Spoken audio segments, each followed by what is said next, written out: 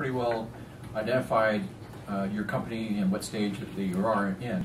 I would say it's a little early stage for a lot of, for us, from the standpoint that you're really looking for family and friend type of money so that you can answer a lot of these questions more in depth, so that the angels and VCs would be more interested in investing in you.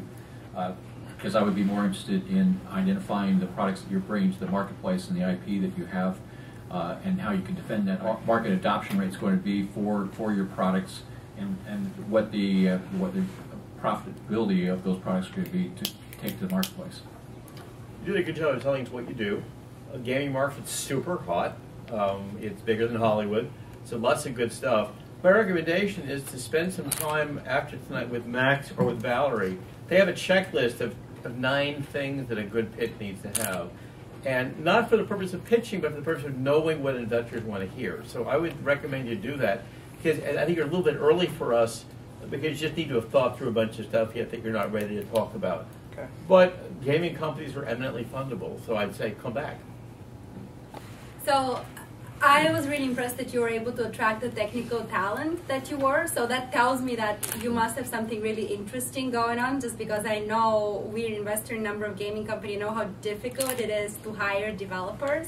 But given that, we have an audience of probably non-gamers, maybe some of us have Farmville, Fishville, something like that, but it would have been very helpful to say, hey, I'm going to be like the Aurora Feint of something, or the Zynga of something, just to, you have to kind of judge your audience and help us visualize your concept, back to what Ron was saying, so thank you. Sudhir. Yeah, but I think it's a good idea. I think there aren't that many game development tools out there. That's true. You're right there.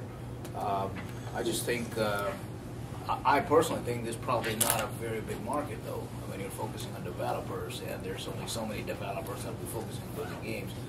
That's my thought process. Acquisition is a potential, is a possibility. EA or some of the others may possibly be looking at it, but yeah, I think you need to get to a certain level before you're going to attract attention from potential suitors. So every single one of us in this room, we caught the same bug.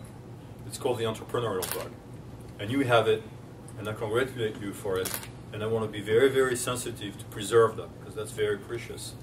At the same time, our group happens to have looked into your space for the last few months.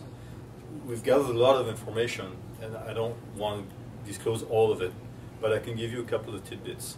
One is focus on the mobile space. You said you're doing both.